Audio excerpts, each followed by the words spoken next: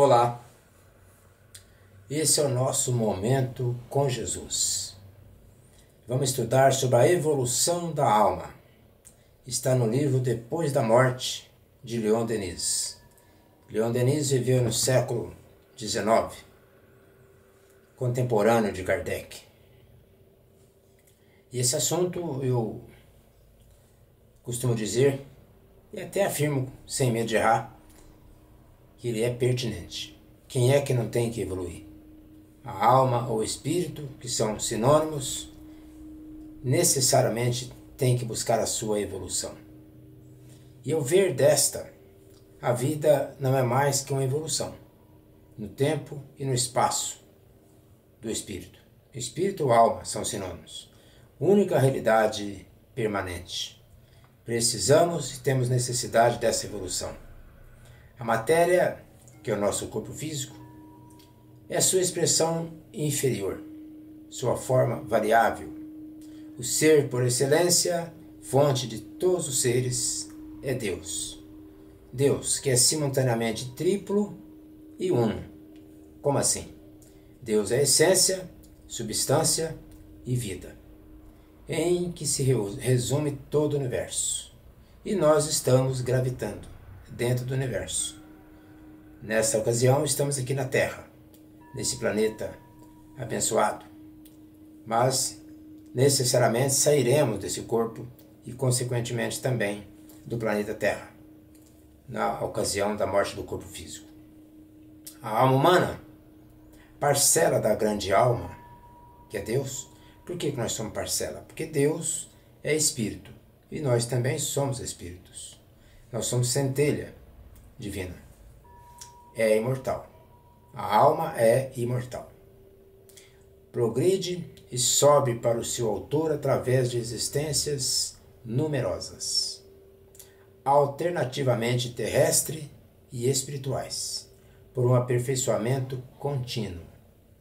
É a roda do Sansara, como diz os nossos irmãos hindus. Uma hora nós estamos lá em cima, outra hora nós estamos aqui embaixo. Processo evolutivo. A roda do Sansara, encarnando e desencarnando. Em suas encarnações, constitui ela, o homem, cuja natureza ternária, também somos triplo, corpo físico, perispírito e alma. O perispírito é uma palavra que vem do latim peri, casca, espírito, a essência. Então, corpo do espírito. Para que o espírito possa viver aqui ou em outra dimensão, é necessário ter um corpo. Para vir para a Terra, nós temos o nosso corpo somático, que foi constituído apenas com duas células, um espermatozoide e um óvulo. E, pela misericórdia do Pai, forma esse aglomerado de trilhões de células, que é o nosso corpo físico. Esse corpo é passageiro. E nós temos o nosso terceiro corpo, que é o perispírito. Terceiro, porque entre o perispírito e o corpo físico nós temos um segundo, que é o duplo etérico. Mas esse assunto nós não vamos ater muito nele agora. Então veja bem, centro correspondente da sensação é o nosso sentimento e o nosso conhecimento, e torna-se um microcosmo dentro do grande todo. Então Deus é o macrocosmo e nós somos o microcosmo. Somos essência divina. E isso é fundamental, esse assunto. Eis porque podemos encontrar Deus no mais profundo do nosso ser. Aí é que está a razão de buscar Deus. Interrogando a nós mesmos, na solidão, isto é, na meditação. Quando nós entramos em profunda meditação. Porque na oração nós falamos com Deus. E na meditação nós ouvimos a voz de Deus. Meditar é algo fundamental e necessário a todos nós. Estudando e desenvolvendo as nossas faculdades latentes, a nossa razão e a nossa consciência. Coisa profunda. A razão. Quando a pessoa busca o conhecimento através da razão, ele não tem dúvida. Aliás, a fé verdadeira é aquela baseada na razão. Porque fé verdadeira só é aquela capaz de enfrentar a razão em qualquer fase da humanidade. Por quê? Aconteça o que acontecer, se você realmente acredita, e acreditar não basta, se você tem certeza absoluta, tem conhecimento da vida espiritual, você está com razão. Você enfrenta qualquer vicissitude, sem problema. E com isso você tem que estar com a consciência tranquila. A consciência é o nosso termostato, é onde está escrito a lei de Deus. Todos nós sabemos quando nós erramos, porque a consciência acusa. Então a alma tem que buscar sempre essa perfeição, estar dentro da razão e com a consciência ilibada, tranquila. Tem duas faces a vida universal, duas faces da nossa evolução. Primeiro, a evolução baixa, quando nós saímos lá dos primórdios e viemos evoluindo, descobrindo a razão, passando pela sensação, descobrindo o nosso sentimento. Essa é a primeira evolução. Quando a alma sai dessa dificuldade premente lá nos primórdios, ela passa a adquirir então livre-arbítrio. Dentro do livre-arbítrio, ela começa a adquirir então a sua responsabilidade. Dentro dessa responsabilidade é que nós chamamos de evolução sublimar. Aí ela começa a ser responsável por si mesma. Por isso que Deus não castiga e nem perdoa.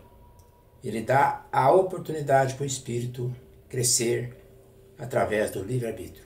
A responsabilidade é nossa, pela razão e pela consciência. Para tal, nós precisamos buscar a sabedoria.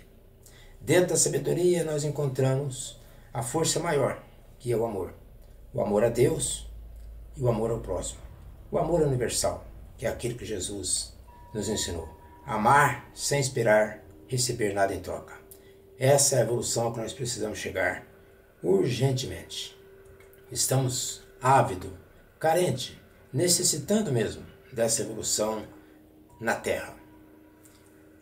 Se por verem o infinito, as almas débeis, as fracas que não têm conhecimento, ficam perturbadas e desvairadas, com medo de enfrentar a realidade da vida, porque a alma atrasada, que está cheia de defeitos, de máculas, ela tem medo, porque o medo está dentro dela. Ela está com a consciência pesada. Já com a alma tranquila, com a consciência tranquila, ela não tem medo. Ela enfrenta a vida em qualquer dimensão, aqui, além e alures, porque não tem nada que te acusa. Exemplo máximo nós temos em Jesus. Enfrentou uma cruz, terminando o seu suspiro, o último suspiro, o que ele fala?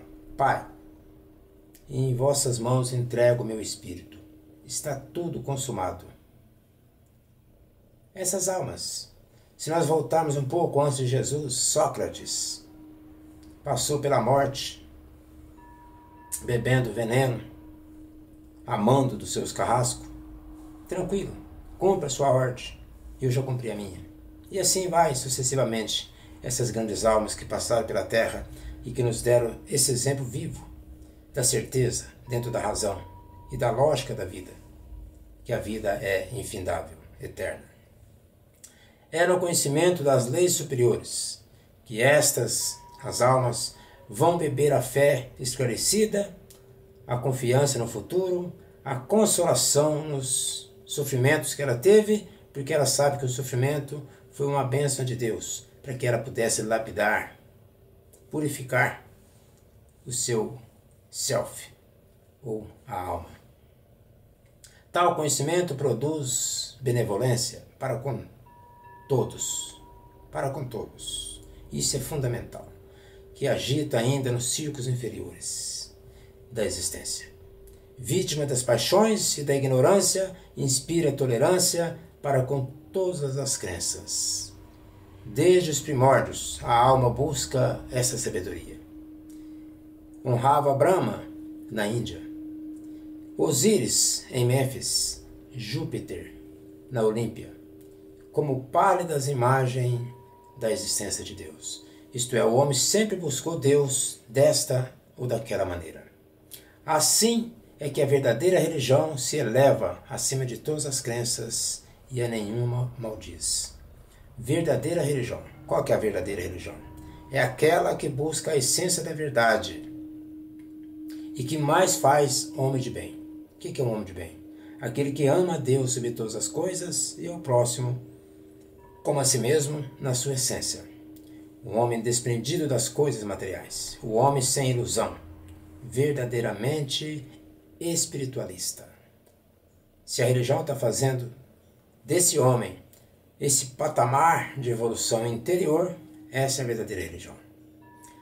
Daí saíram os grandes reformadores, os fundadores de religiões, os ardentes propagandistas, tais como Krishna, Zoroastro, Hermes, Moisés, Pitágoras, Sócrates, Platão e o maior de todos, Jesus, o Cristo divino, Sananda, o Logos, que veio ligar a criatura a Deus.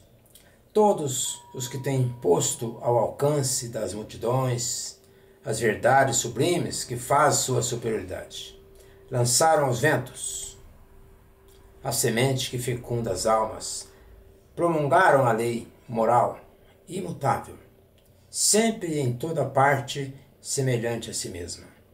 Mas não souberam os seus discípulos guardar intacta as heranças dos mestres. Não soubemos. Nós estamos com 2000 anos de cristianismo e não aprendemos ainda a amar verdadeiramente como Jesus nos ensinou e como Jesus nos amou e continua nos amando. Nós vamos dar uma parada e voltaremos na segunda parte. Fiquem na paz. Namastê.